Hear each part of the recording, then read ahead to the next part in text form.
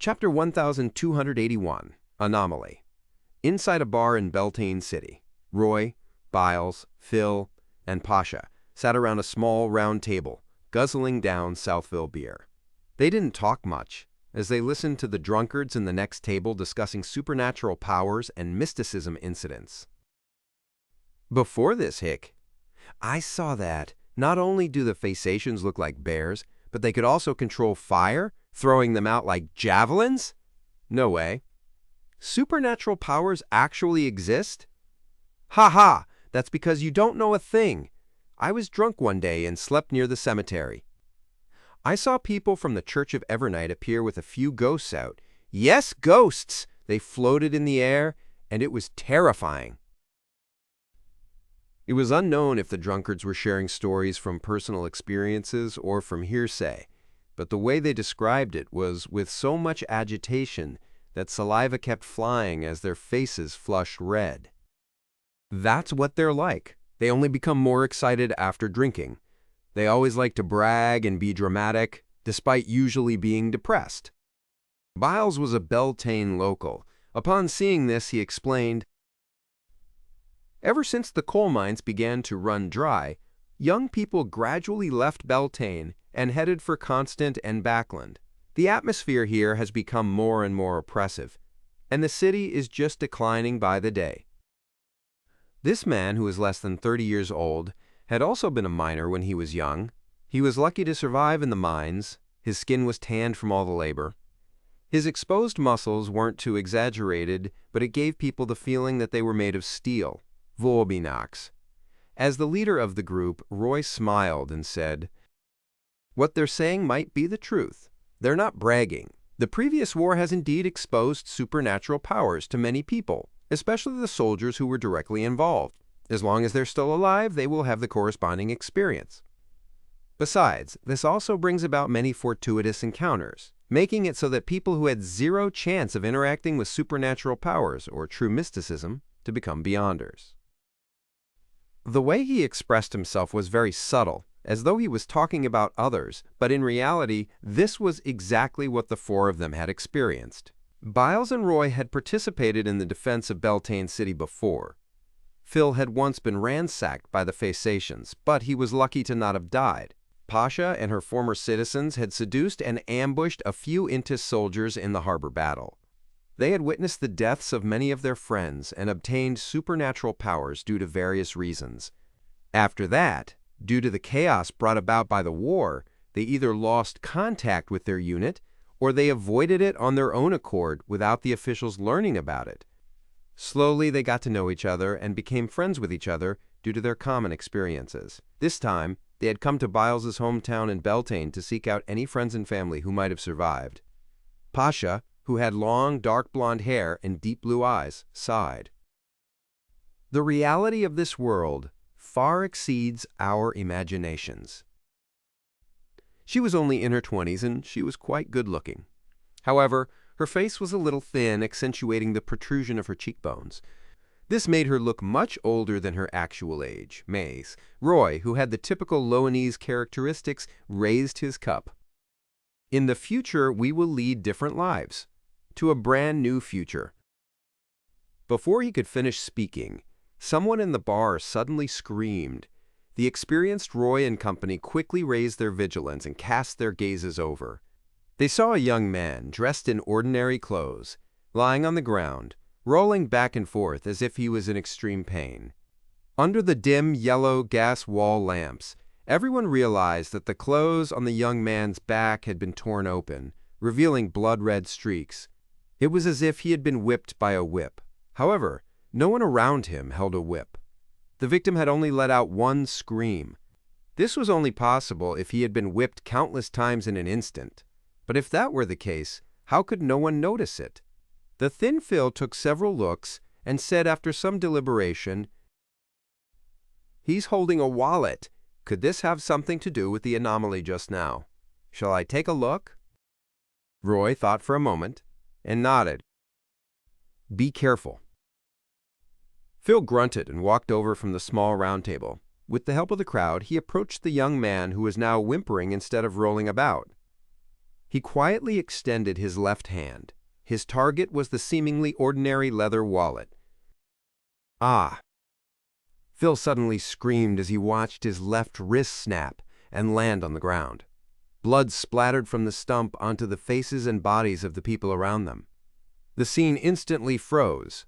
The drunken guests were first stunned before swallowing their saliva.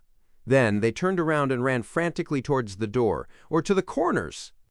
Phil nearly fainted from the pain, but he still forced himself to tell Roy, Biles, and Pasha what he had just experienced. "Something's wrong. No one attacked me." Roy's eyes narrowed as he decisively said, "Let's get out of here first." He then turned his head and said to Biles, "Pick up Phil's hand and preserve it well. I remember that a military doctor I met before is also from Beltane. After he got discharged from the army, he came here and opened a private clinic. He can effectively treat this kind of wound." The military doctor named Weber was also a Beyonder. When he participated in the war in the South, he had advanced step by step, obtaining medical skills that surpassed reality. It was said that he could sew up a severed limb and restore it to its former flexible state. Biles agreed without hesitation. "All right." He took a few steps forward, took out a wooden box, picked up Phil's severed hand, and put it in. At the same time, Pasha used the mystical ointment she had bought previously to stop Phil's bleeding and bandaged it. Soon after, the group of 4 left the bar. After many inquiries, they finally found Weber's clinic with the help of passers-by. The clinic hadn't closed for the day, and the light from the gas lamps inside spread outwards, casting a dim yellow light. Roy politely pulled at the doorbell again and again as he heard the ringing echo inside. However, after a few minutes, no one came to open the door. Pasha looked at the miserable Phil and made a guess. "He's drunk?" Roy shook his head. "I remember that Weber isn't one to drink. Other than being more amorous, he doesn't have any bad habits. Perhaps he's currently." As he spoke, the middle-sized man with a face full of weathered pockmarks pushed the door open and realized that it was not locked. It was ajar. As the door opened, Roy, Biles, and the others saw 2 figures. 2 figures were hanging in the middle of the clinic. Due to the wind blowing in from the outside, they swayed gently. One was a man in his 30s wearing a white coat, while the other was a young lady in a nurse's uniform. Their lower bodies were naked, and their eyes were protruding. Their mouths were half open, and their tongues were squeezed out. They were hung on the ceiling by an invisible rope. Their expressions were filled with fear, despair, and blankness. Roy recognized the dead man. Weber. He, along with Pasha, Phil, and Biles, felt a chill run down their spines. They didn't know why something like this had happened, nor did they know what kind of horrors such an unknown might bring. Boom! The sound of a chair being knocked over sounded from the side, jolting the dazed Roy and company. They looked in the direction of the voice and saw a lady carrying a baby standing up in a fluster. She whispered in horror and confusion, "They were having an affair." What had this got to do with their encounter? Roy took a deep breath. He felt that he shouldn't stay here for long. He quickly instructed, "Let's go." He didn't ask Pasha to comfort the lady, nor did he attempt to obtain the clinic's disinfectant and bandages. Biles and the others swallowed their saliva with great difficulty, turned around, and warily left the clinic. To Phil, the horror of the unknown had completely suppressed the pain in his left hand. Phil asked as he turned into another street, asking as his facial muscles winced, "What exactly happened?" Biles blurted out. He had seemed to lose control of his emotions. "How would I know?" Roy looked around and exhaled. "Calm down. This should be a terrifying Beyonder matter that has exceeded our imaginations." Pasha nodded in agreement. "Right. All of this is too strange. That can be the only reason." Phil asked anxiously, "Then what should we do?" Roy thought for a moment and said, "Let's try to leave Beltane. Also, analyze what happened before and summarize the patterns hidden within. We can't be sure of the anomalies we might encounter later. We can only ensure our own safety after knowing the underlying rules." Biles calmed down and agreed with Roy. Right. They discussed as they walked, gradually having some ideas. Pasha summarized the common point the two incidents had in common. Weber was hung for adultery. Before Phil's hand was cut off, he tried to take the wallet. That's a form of theft.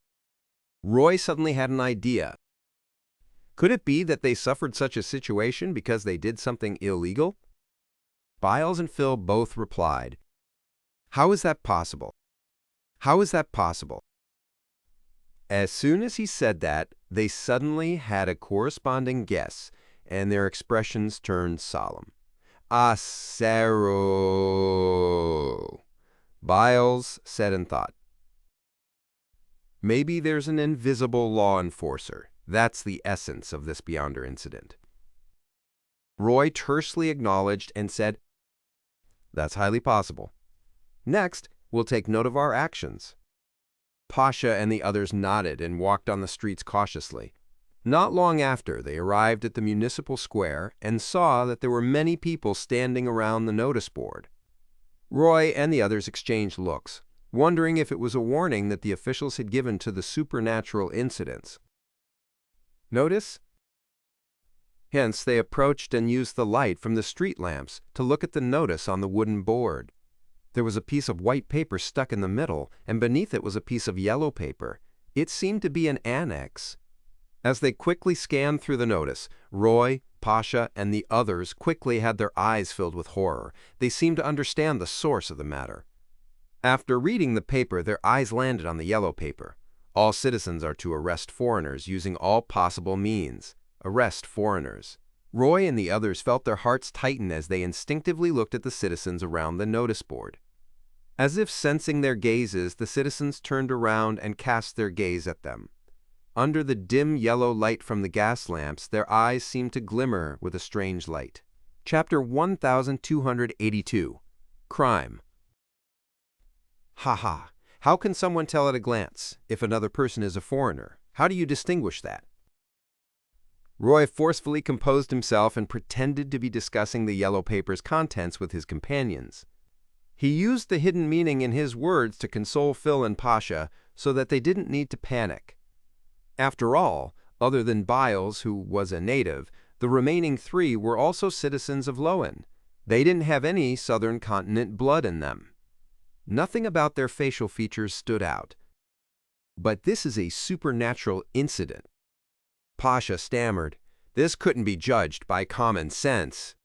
Roy's heart froze as he looked at the citizens who were slowly approaching in a deadpan manner. He quickly shouted in a low voice, "Run!" As soon as he finished speaking, he turned around and ran towards the nearest street entrance. Pasha and Phil followed closely behind. As a local, Biles tacitly held the rear, covering the surface of his skin with illusory fish scales. Bang, bang, bang. A few citizens raised their dual-barreled hunting guns and fired. Roy, Phil, and Pasha were Beyonders, who were relatively good at fighting. While running, they would occasionally change directions or roll forward, successfully dodging the attacks. Following that, under Pasha's guidance, they passed through the streets and escaped their pursuers, before hiding in an empty dark corner. What should we do? Phil, who had lost a hand, panted as he asked, "From the contents of the notice, we probably won't be able to leave this city. We need to figure out the rules and find a way around them." Although Roy was also very flustered, he still forced himself to calm down and think, lest the morale of the entire squad crumbled. Pasha looked at the wary Biles and asked, "Has such a notice ever appeared in the past?" Biles nodded. "Yes, although I rarely had the chance to go to the municipal square, I've been assembled there. Back when I was recruited into the army, I've seen that notice board. There shouldn't be any problems with the notice board. Perhaps those two pieces of paper are the key. The laws written on them contain mystic intent." Pasha said. Roy immediately expressed his agreement. "That's right. Besides, I suspect that the laws have to be made public before they are put into effect. If we can find an opportunity to rip off those two pieces of paper, the corresponding restrictions might disappear." After hearing Roy's words, Pasha, Phil, and Biles fell silent. After a few seconds, Phil's facial muscles twitched as he said, "Let's give it a try. If we continue to be trapped in the city, even if we aren't caught by those citizens, we might be punished for various reasons." Although they were all Beyonders, their sequences weren't high. It wasn't a problem dealing with a few ordinary people, but facing the enmity of an entire city was extremely dangerous. Roy, Biles, and Pasha were more or less people who had been on the battlefield before. They knew that hesitation was the worst action to take in such situations, so they agreed to Phil's suggestion. Under the guidance of the rather experienced hunter, Pasha, the group of four made a detour and returned to the municipal square from another street. At this moment, the residents who were surrounding the notice were no longer there. It was as if they were searching the entire city for foreigners. When they saw the notice board that stood silently in the middle of two gas lamps, Roy and company carefully approached it, ready to escape at any moment.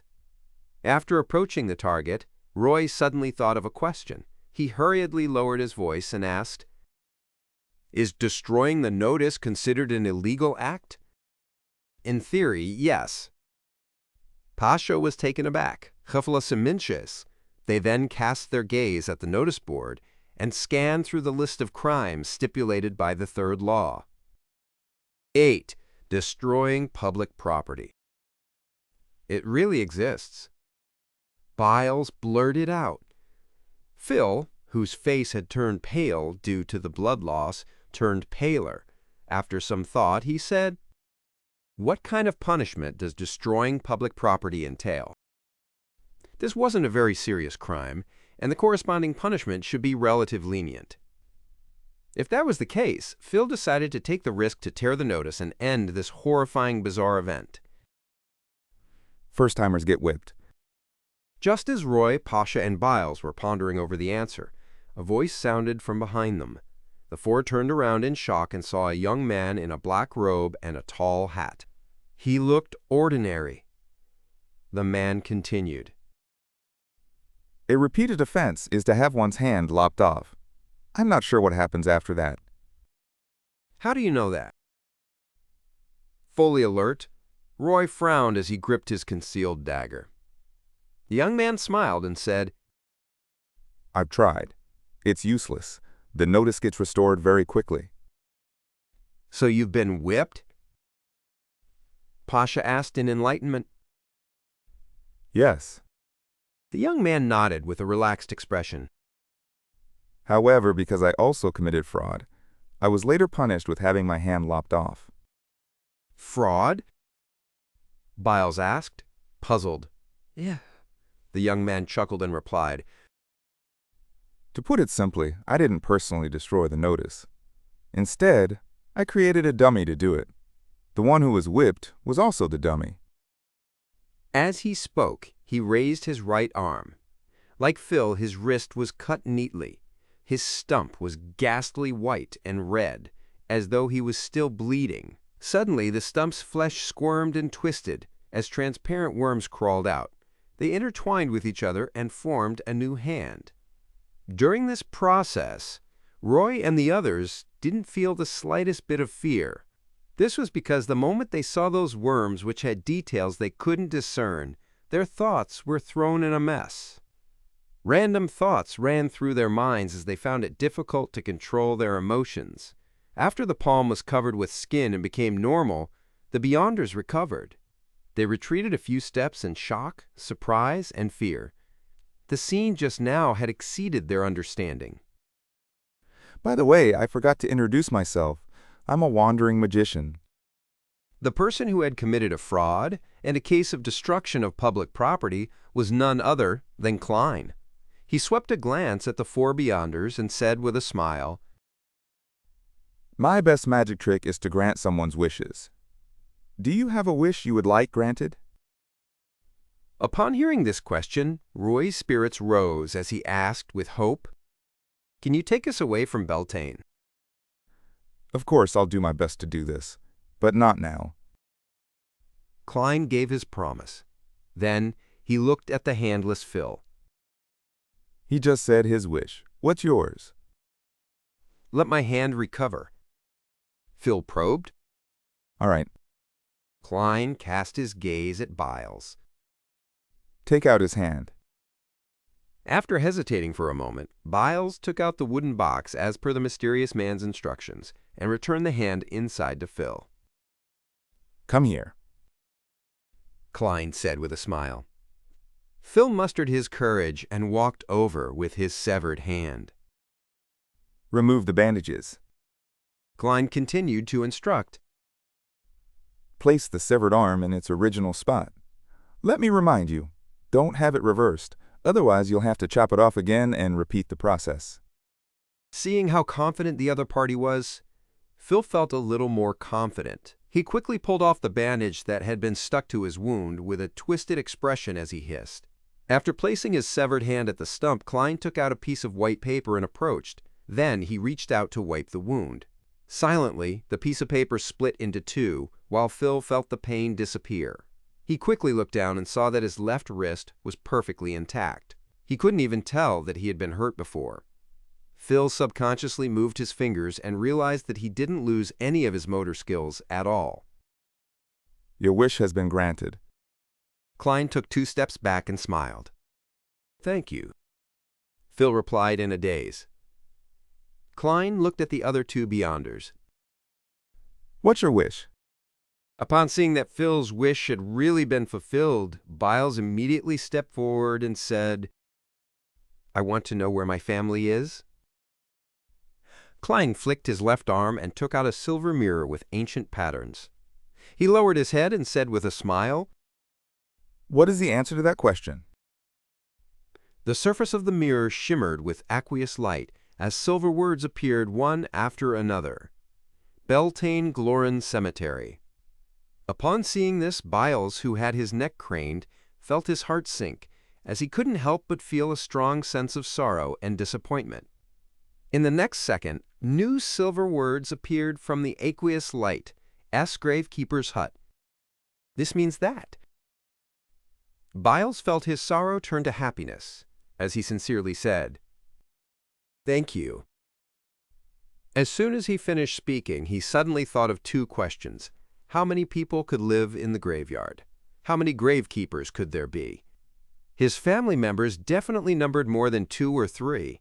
Biles's expression turned oscillated between gloom and joy before he fell silent. As a result, he didn't see the question posed by the silver mirror. Great Master, did I answer kindly enough? Yes.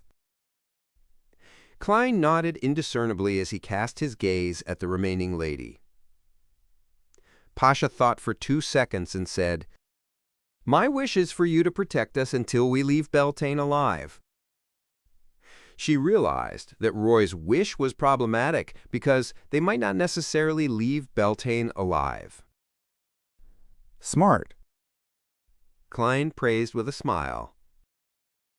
Your wish will be granted. Then what price do we have to pay? I'm referring to the payment for watching your magic. Pasha hurriedly asked. Your wishes are the price. Klein replied briefly before asking thoughtfully.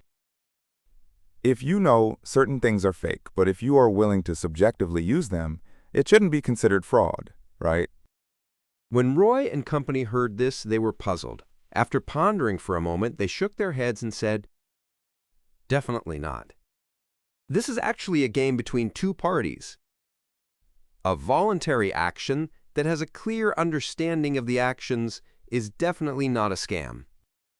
There's no doubt about it. After hearing their answers, Klein smiled. Very good. This is what the average person will think. As he spoke, he grabbed a few times with his right hand, dragging out a woman in a simple robe with black long hair. It was the historical void projection of the Evernight Cloister's matron, Ariana.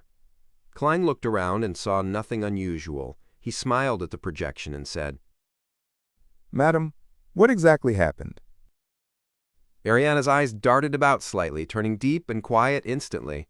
It made one feel a sense of serenity from the bottom of their hearts. She calmly spoke. The chief shepherd of the Church of the God of Combat Larian escaped. I'm tracking him. Ariana paused and said, After I came to Beltane, I received new information. According to our intelligence, Larian took away a sealed artifact when he escaped. 002. Chapter 1283, Gradually Deepening, 002. Klein inwardly repeated the serial number, feeling that the problem might be more troublesome than he had expected. Although it couldn't be said that 002 was definitely more terrifying than 005, since the true essence of the magic wishing lamp was that of a sealed outer deity, an entity far stronger than the present true deities. He could definitely destroy this world, or even this solar system, if not for the restrictions of the outer shell. However, the smaller the number meant that 002 was likely more dangerous and more difficult to seal than 005 in most cases. At the end of the fourth epoch, the 7 churches had serialized the batch of Grade 0 sealed artifacts to 2-digit numbers. Being only second to 001, it's totally possible to imagine how terrifying 002 is. However, the god of combat didn't seem to make use of this sealed artifact in the Battle of Gods. Was it not suitable for direct combat, or was it too dangerous? It didn't distinguish between friend and foe. Thoughts ran through Klein's mind. His expression gradually turned serious. Ma'am, what do you know about 002? Ariana slowly shook her head and said, When the various churches inform each other of the Grade 0 and Grade 1 sealed artifacts, they only mention the serial numbers. That's right. The information regarding a Grade 0 sealed artifact is strictly confidential internally to a church. As part of the brass, they usually have to be in charge of a particular Grade 0 sealed artifact before they can come into contact with any related information. Furthermore, there's a high chance that the corresponding memories will be erased after everything is over. This is, on the one hand, to prevent important information from leaking, and on the other hand, there's the fact that just knowing about Grade 0 sealed artifacts, in most cases can result in danger, or cause the seal to be ineffective. Klein asked in thought, Didn't the church already take over the Church of the God of Combat? That way they could have obtained all the files on 002, my Pro Souse. Ariana looked at the nearby Roy & Company and said, Larian destroyed all files regarding the Grade 0 sealed artifacts before escaping. Impressive. Such an abnormally cautious fellow is really annoying. Klein thought and said, What comments does the goddess have of 002? From his point of view, the Evernight goddess and the god of combat were existences from the same period. Furthermore, she was in control of the concealment authority. The goddess had a high chance of understanding the situation that the latter grasped. In addition, it was impossible for the sealed artifacts at the level of 002 not to leave any traces in history. They might have created many disasters, so they were no stranger to high-level figures of that era. Ariana seemed to have recalled the situation from a long time ago.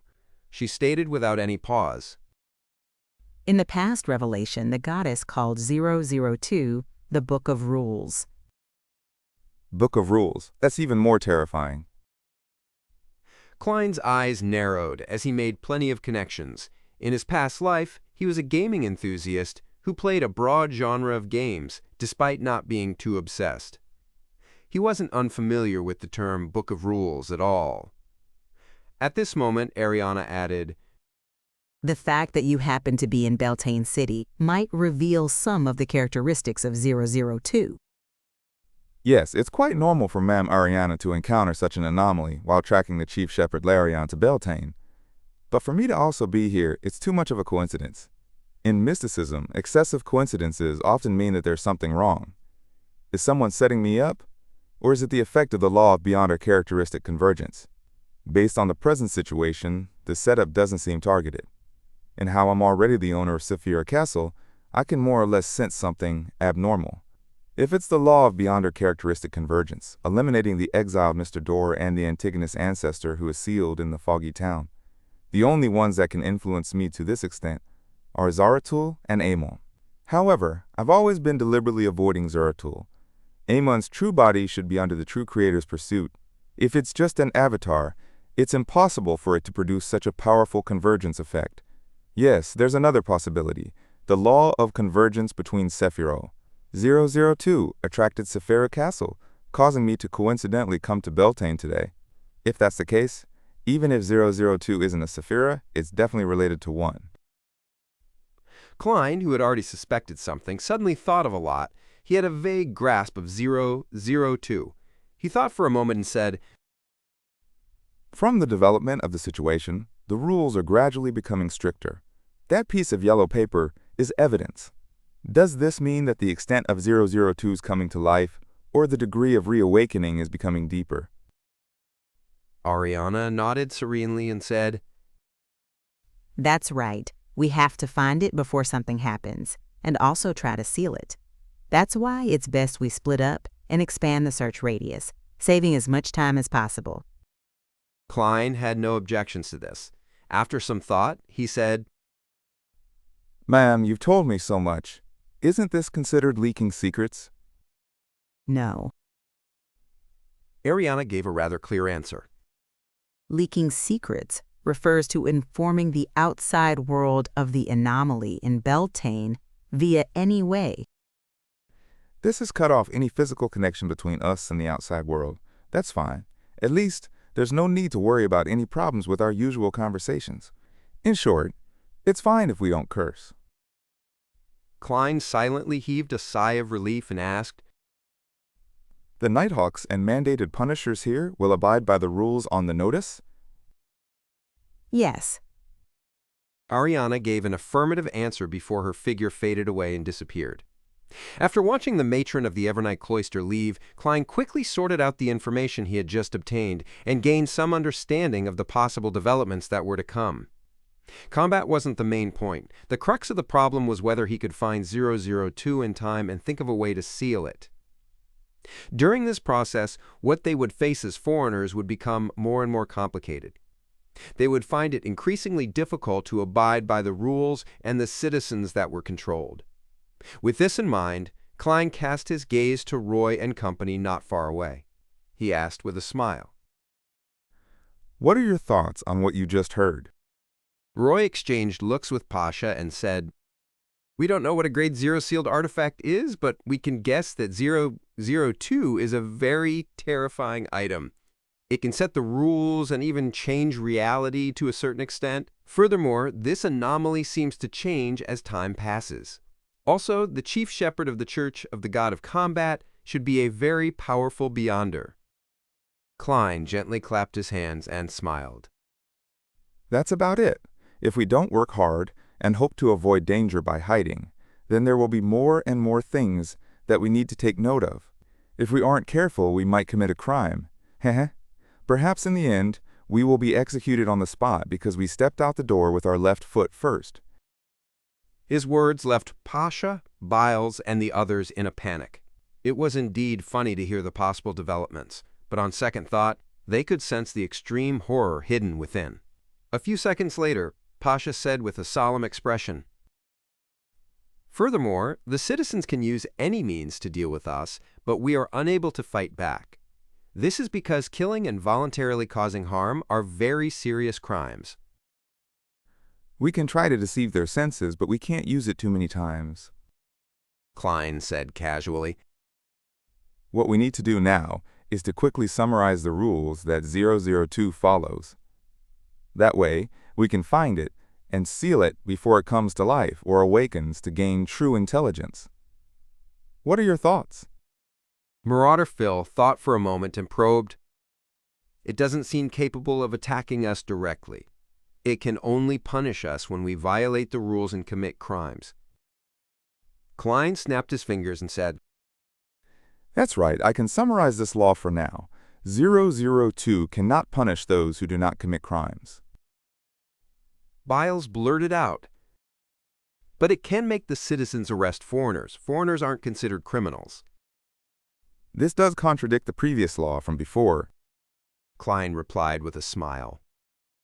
However, in history, many cities have come up with laws that include discrimination and the expulsion of foreigners in the different stages of their development. Did you decipher any deeper laws from this matter?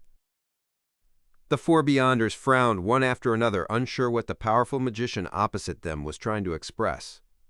After a brief silence, Pasha, who thought of the question he had asked, asking whether a particular action was considered fraud, hesitated and said, "The rules issued by 002 must match the public's understanding and be acknowledged to a certain extent?"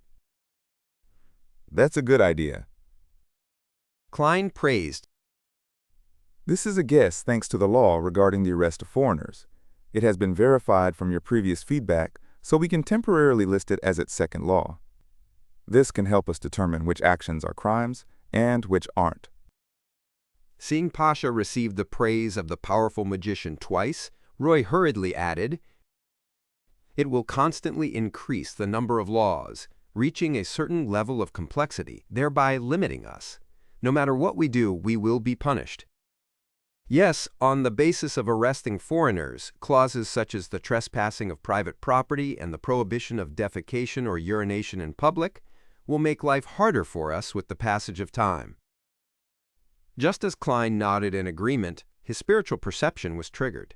He instinctively raised his head and looked at the notice board. He realized that a goatskin parchment had appeared on it at some point in time. Curfew order. This. Pasha and the others also noticed this change, and their eyes widened. It was already late at night.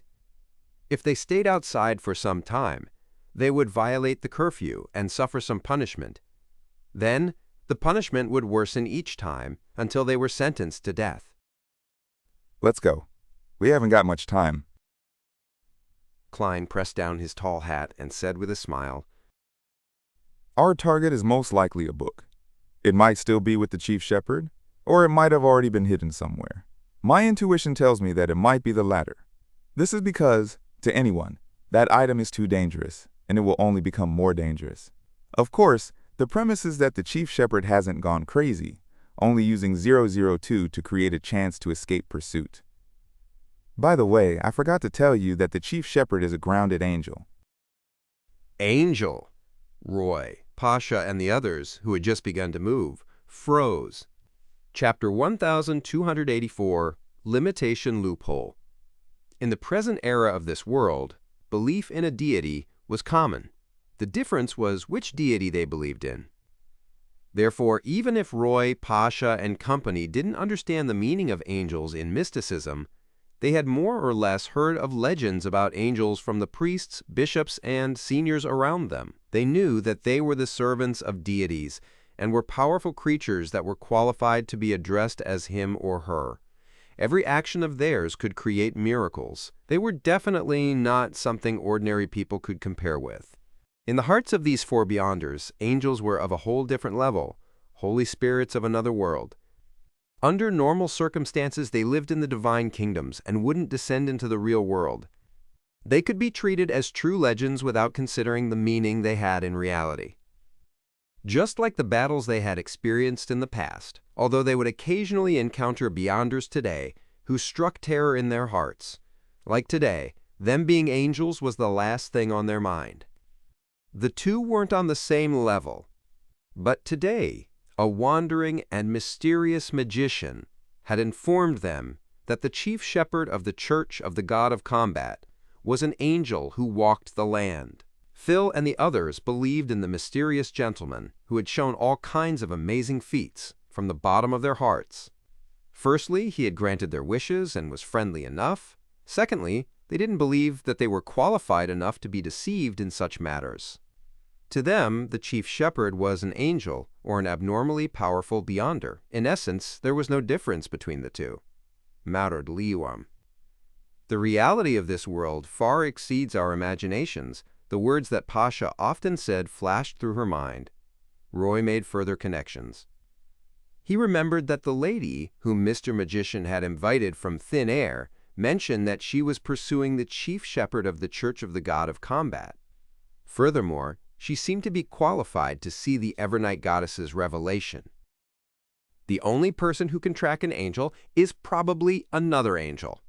With Mr. Magician's performance in front of that lady, his level can't be that much lower. Roy hurriedly retracted his gaze from Klein's back and didn't dare to look at him directly. He looked left and right and realized that Phil had come to a similar guess as well. A complicated feeling emerged from his pale face, one that was a result of his blood loss. Biles held his breath and only spoke after a few seconds. No wonder there's such an inexplicable change in Beltane. Klein reminded with a smile, without any signs of nervousness. It's not the time to feel poignant about this. Let's hurry up and leave. The curfew is about to take effect. Pasha quickly looked at the notice board and imprinted the contents into a brand in her mind, from 8 at night to 8 in the morning. Free movement and assembling in the streets are forbidden. Where should we go? She blurted out. Under the double restrictions of the curfew and the no trespassing clause, it appeared as though they could only await punishment.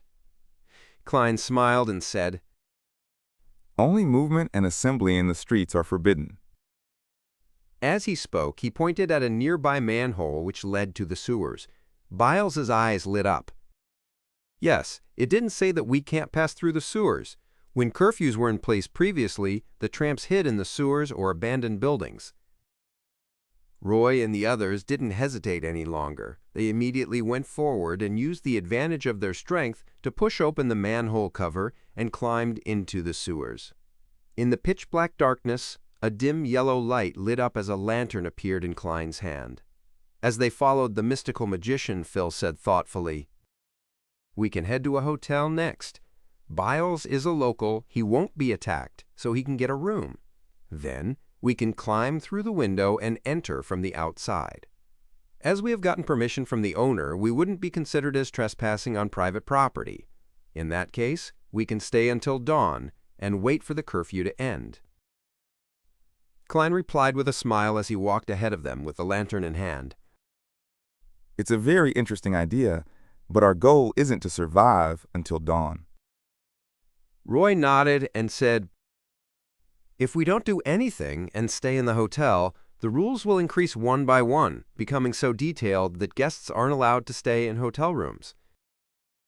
Klein turned his body slightly and looked at Biles.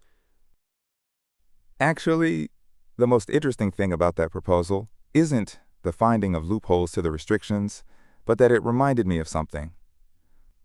As a local from Beltane, he actually didn't attempt to capture us foreigners. In other words, he wasn't affected by the Yellow Paper's orders. Their encounter earlier had made them certain that the citizens of Beltane City had lost their minds in the foreigner arresting affair. I don't know why either. Biles also murmured in confusion.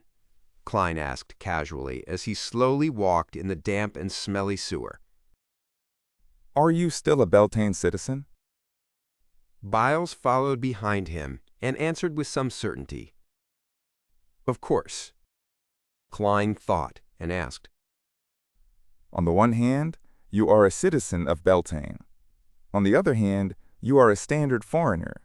Two of your attributes overlap, causing a contradiction. Under that order, you will neither be attacked, nor will you have your rationality affected. If we can create such a contradiction, does it mean we will be able to escape the limitations of the rules? Phil asked spiritedly. Pasha shook her head. But such a contradiction is very hard to create. At least I can't think of any possibility right now. She suddenly paused and hesitated before saying, The most important thing is that we're far away from the notice board. We don't know what other laws will follow. We have no way of avoiding them. When that happened, they wouldn't dare to do anything. Klein smiled and said, Don't worry, this mirror can help us see the new content on the notice board. He casually displayed the magic mirror that had slipped into his left palm. Pasha heaved a sigh of relief and asked curiously, Isn't this a crime of peeping? On the surface of the silver mirror, words that resembled dripping blood appeared. The way I look at the notice board is like looking at the sun in the day. There's no need to peep. Klein retracted his magic mirror and added with a smile. Besides, this is just an item. How can it commit a crime? That really makes sense. Biles and Phil couldn't help but nod. Key after Roy figured it out, he exhaled and asked, Next, the most important thing is to find that item. But we don't have any clues. As a book, it can be anywhere. We can only carpet search the entire city, but we clearly lack the time to do that. Klein replied leisurely, as he heard the footsteps echoing in the sewers. Indeed, we don't know where 002 is. We don't even have any clues, but there's an existence that knows the answer very clearly. Pasha's heart stirred. You mean that chief shepherd? Klein smiled and nodded. 002 is either in his hands or it has been hidden by him somewhere, and a book is clearly unable to move on its own. This isn't something that the current rules can help it achieve. But how do we find that chief shepherd? Biles blurted out. Perhaps it was because the magical Mr. Magician was by his side. He wasn't that afraid of searching for the grounded angel. Klein calmly held the lantern and said, As long as 002 doesn't provide the chief shepherd immunity, he too would have to abide by the laws on the notice. He was originally from Fasak, so he is undoubtedly not a citizen of Beltane. He is unable to enjoy the treatment of the locals. Similarly, although he is an angel from elsewhere and not a foreigner in the narrow sense of the word, he isn't human. He too will be pursued by the citizens. This can be confirmed.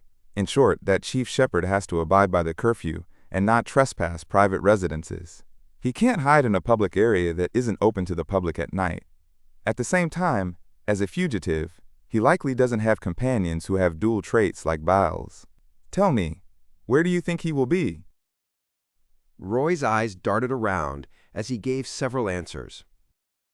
Sewers, cemetery, cathedral before midnight, abandoned buildings.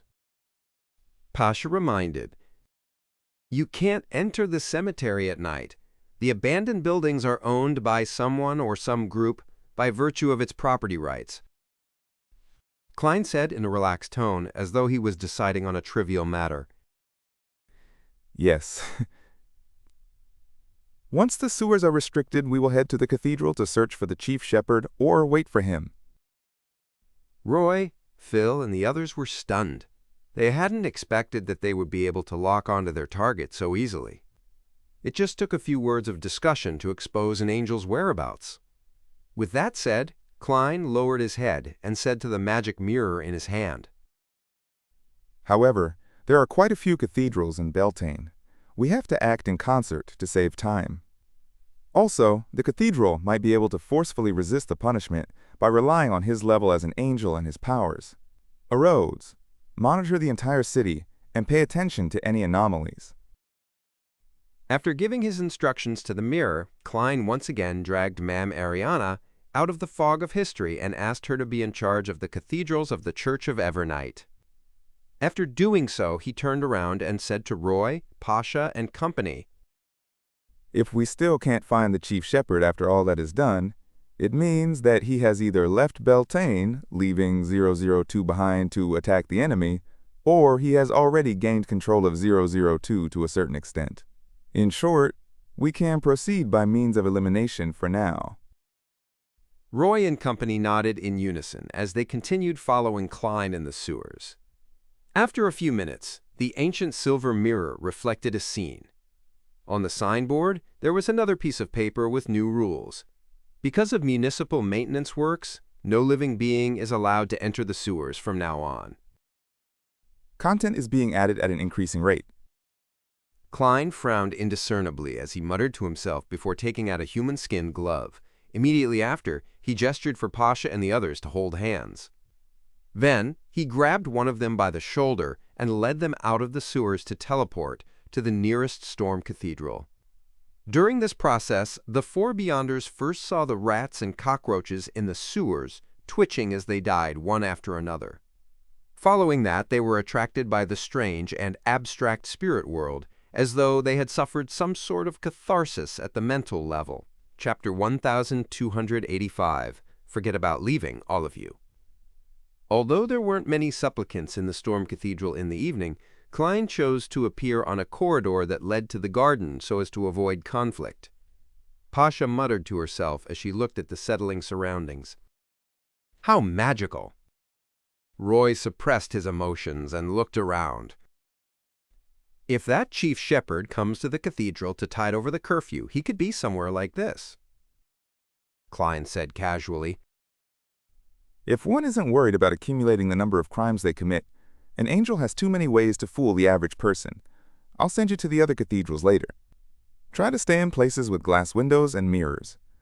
Once you discover any outsiders that might be from FASAC, find an opportunity to draw a symbol. Before he could finish his sentence, his head suddenly turned as he looked at the door leading to the garden in the prayer hall. A figure over 2.6 meters tall slowly walked out. He was wearing a long black robe with white edges, one completely filled with his bulging muscles. This was an old, white-bearded man wearing a square hat. His eyes were pale blue, and he had few wrinkles. He had an aura of superciliousness. The chief shepherd of the Church of the God of Combat, Larian.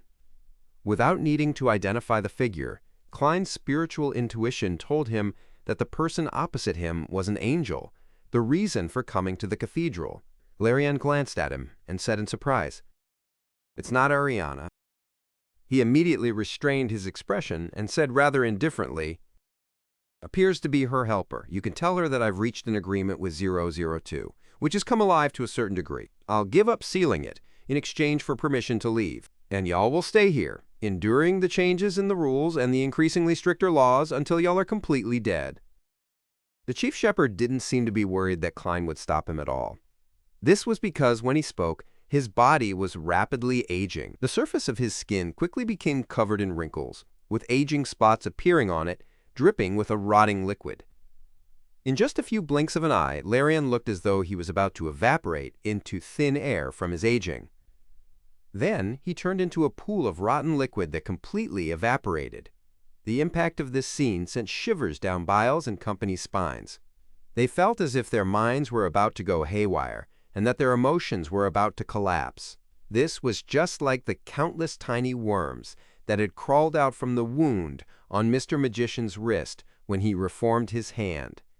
It was just as terrifying and harrowing. A strange ability. It has something to do with Twilight?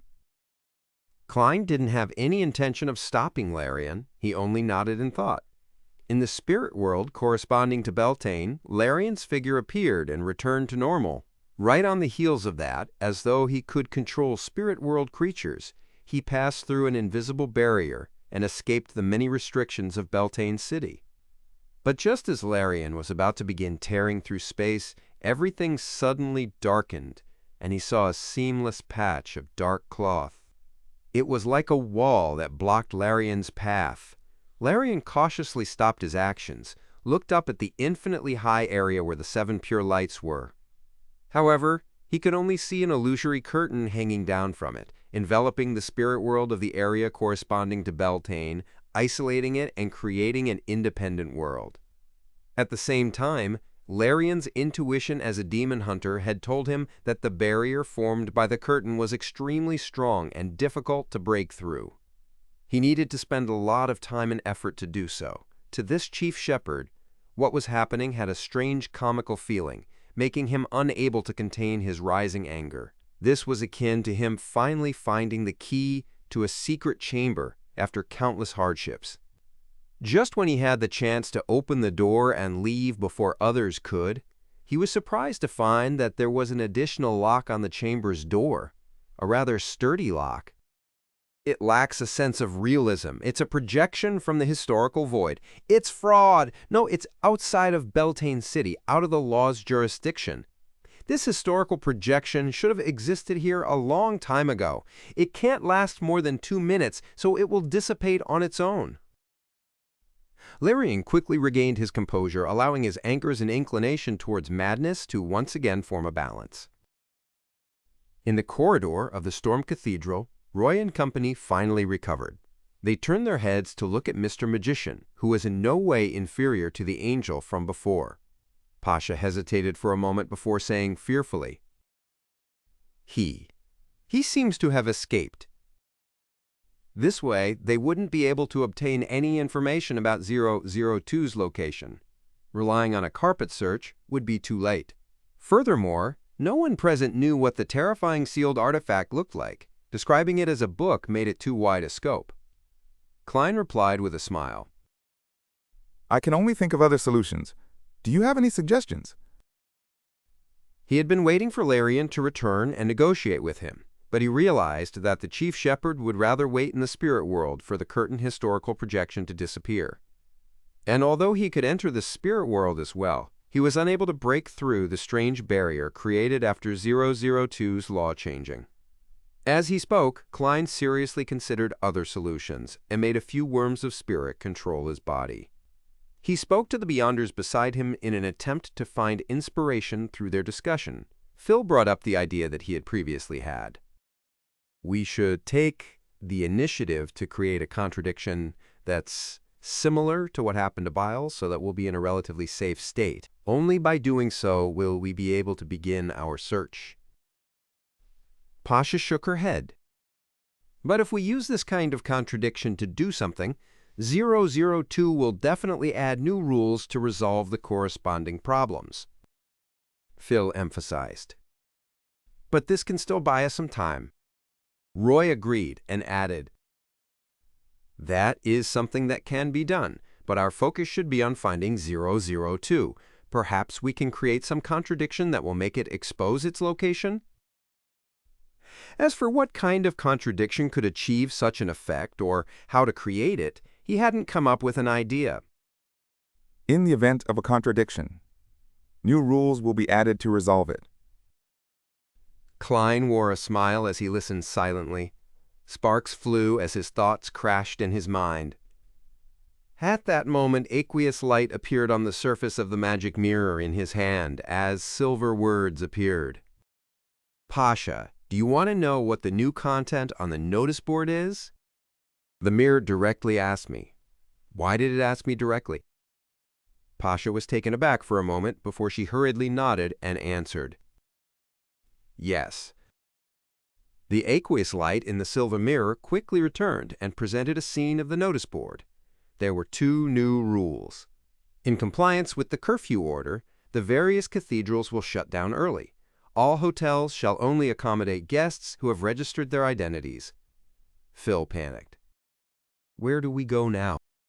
He had no idea how he, Roy, and Pasha could escape the punishment.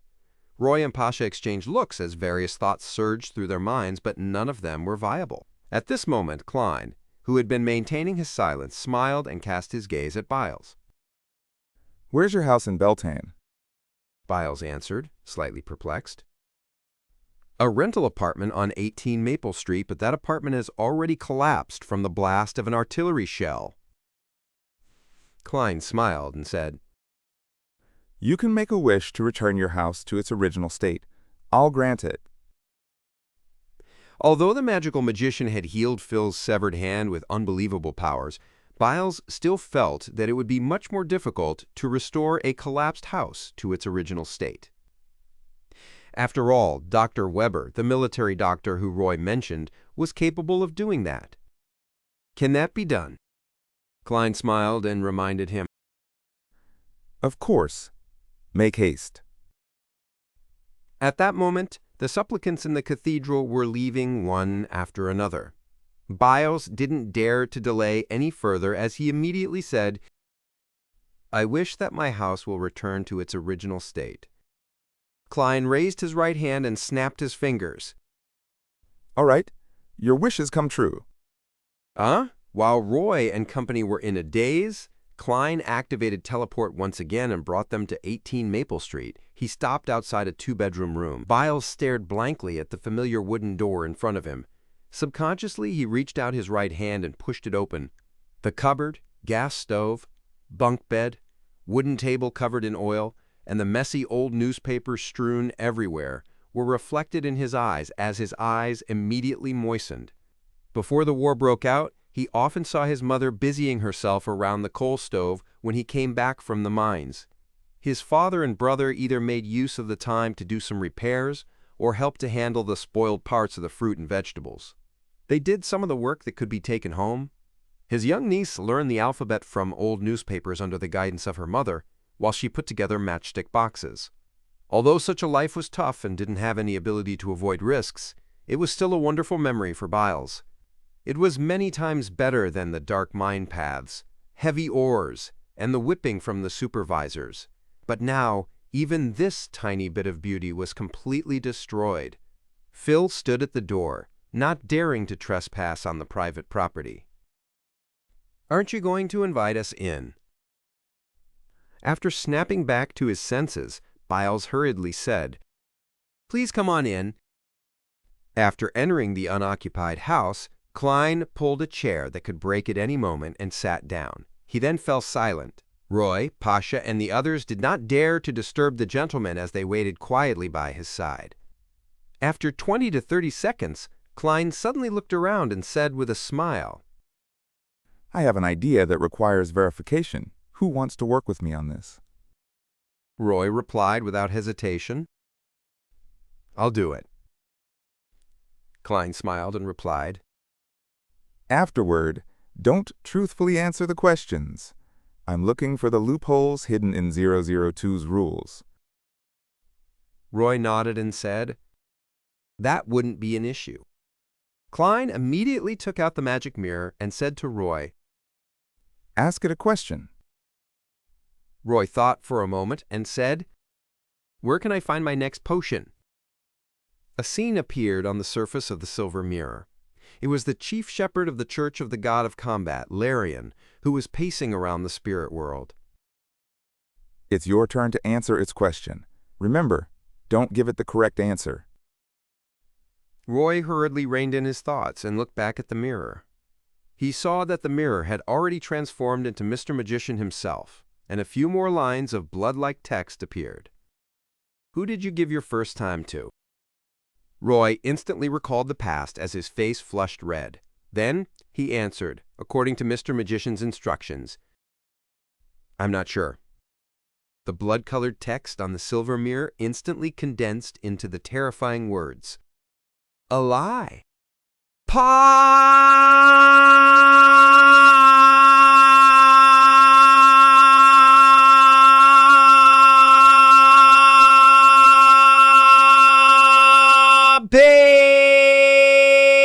As his body was charred black, his hair stood on end, but his life wasn't truly in danger. Biles, Pasha, and Phil were all startled, unsure what had just happened. At this moment, Klein looked around and smiled. Look, the mirror didn't get punished for voluntarily causing harm.